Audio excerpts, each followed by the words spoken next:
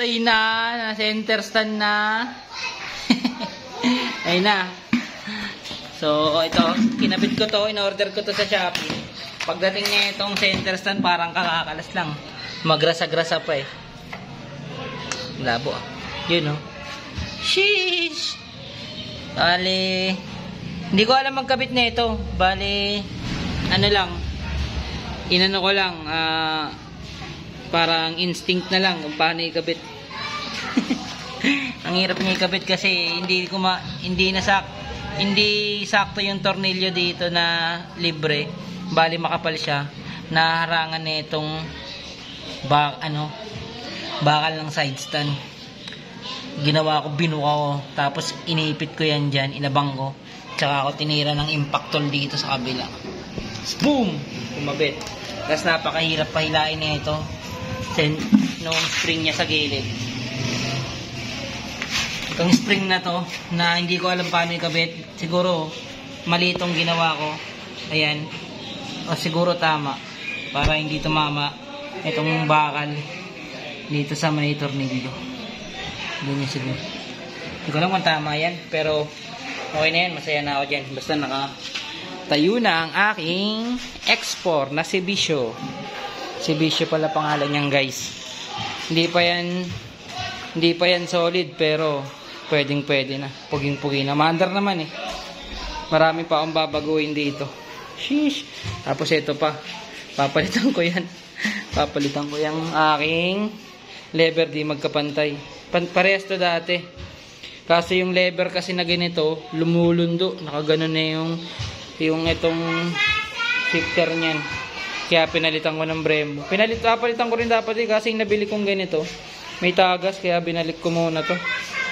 Kaya walang choice. Dito muna tayo sa De Alambre. Basta, hanapan ko to ng mga parts na pabagay dyan, na magpapapogi pa. Sheesh! Ito, palitan ko yung upuan ng kulay pula. Tapos, itong shifter, magkaiba na yan. Kasi may nanghiram na itong motor ko. Nabali yung shifter niya dito. Nabali. Ganito yan dati. Ganito siya. Ganito yung shifter ko dun sa kaliwa. Nabali yung ganito. Kaya ito, yung stock yan, yung nabili ko, ito yung nakalagay dati. Ginawan ko na lang ng paraan. Pero mukha namang okay, kaso gusto ko mapulido. Papalitan ko to. Bilang ko yan ng bago.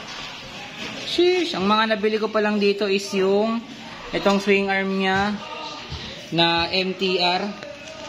MTR walang hugas. Kasi walang time maghugas. Bili lang ng bili ng parts. Pakapalitan ko rin to in future. Palitan ko ng JRP. Tapos papalitan ko rin tong ehe ng gulong. Ang to. Lalo na to, papalitan ko yung pagkakagawa ng rayos na ito. Itong itim na gulong na to. Tignan mo, itim yan. Mukha lang puti, alikabok na. Ano to eh, super drag to na, ayan oh. Super drag rim. Yan lang oh, itim talaga to. Baka kinulayan lang. Ayan kasi oh. Ayan, super drag rim. Papalitan ko, ayan oh, baka pudpurin ko yung kulay nito. Tanggalin ko yung itim. Hindi ko alam kung ano yung pege dito, kung yung tatak ng super drag o yung itim. Yung nabili ko pa lang dito, itong swing arm, itong shock. ano to eh. TTGR ata to. TGR. Pogi oh. May uwang pa ata yun, maliit. Ewan ko, nakadikit na yan. Ayan. Papalitan ko yung mga, ito pa, yung black. Yung head na ito, papatabas ko yan.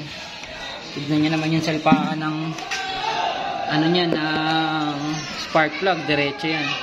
Sheesh! Diretso, hindi yan pa letter L. Ay, may nakalawit na cable. Pogi yan. Pag napatabas ko yan, pogi yan. Patabas yan. Pag hindi pa square, pabilog. Kung pwede. Tapos yung itong batalya, papapalitan ko ng kulay ito pag nalaspag-laspag na yung kulay niya. Bago lang kasi kulay na ito, pinakula. Naka-silver na to dati, pinakulayan ko ng itim. Bad trip. Pero okay naman. Baka ipa-silver ko na lang ulit yan. Tapos ito, baka bilhin ko to ng outer tube na pang wave. Ayan. Nakapang-exa rin to eh. Bago rin to, binili ko tong shock. Ang pangit ng talbog. Peke siguro tong nabili ko. Hindi rin ako marunong bumili pa ng urig eh. Or mga maayos. Palitan ko yan ng outer tube ng wave.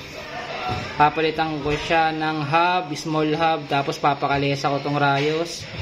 Tapos papalitan ko tong yung caliper. Palitan ko na rin yan lahat. Palitan ko buong harap niyan.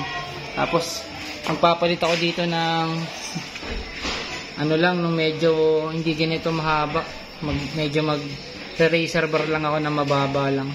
Hindi ko alam kung papatabas ko tong shock para hindi na ako mag-extension eh, no? Para dito na lang nakapasok yung handlebar sa ano. Mapapatabas ko tong shock na hanggang dito lang.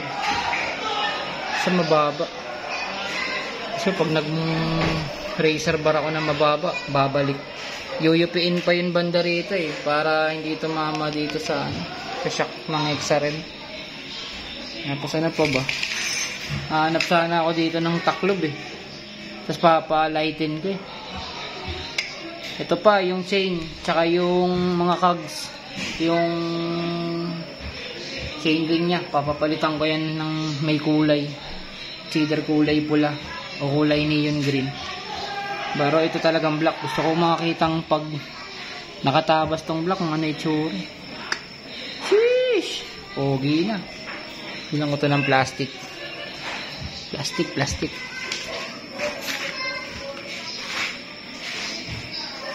Ayan. Bakit? Explore yan. Nakakatawa lang kasi nakabit ko mag-isa yung center stand. Ang pogi niya mo, nakatayo eh. Ayan oh. Sheesh, pogi. Hindi na makita, daming kalat sa likod eh. Palitan ko to. Baka nga patabasan ko to eh. Hanggang dito. Baka ipatabas ko yan hanggang dito, tapos paputulan ko tong upuan. Para single seated lang, para pag gamit ko, walang umaangkas. Tangan ng mga tao dito, pinahiram mo ng mag-isa, pagbalik may angkas na eh. Alam mo, mga baliw eh. Tinanggal ko na nga yung tapakan ng angkasan. Pinatabas ko na yung angkasan dito. Tayo na may angkas pa din eh. Mga ano eh. Mga abusado eh. Sarap pagkukunyatan eh. Ito yung tangke. Bago rin itong tangke. Binabili ko dun sa pinsan ko sa Baliwag. Kaso, pagka pintura, nagpalit ako ng, ito bago itong handlebar, pinalitan ko ito. Naka-stack to ng X4 eh. Ang tamaan ko agad siya. Kulay puti pa naman. Tapos, takpan na lang ng ano yun, sticker. Sheesh! Pogi na yan. Susunod ko na project, itong aking ginagamit araw-araw.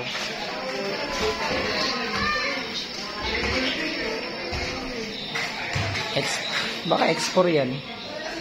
Sipahan natin. Yeah.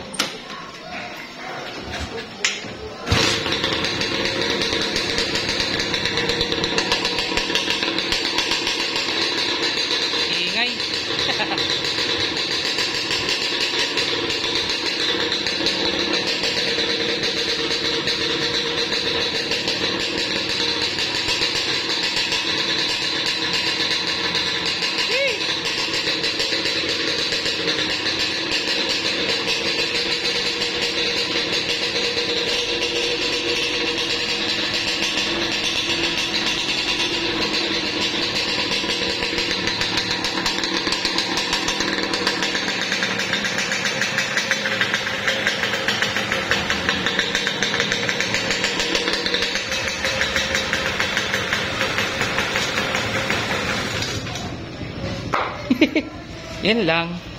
Thank you.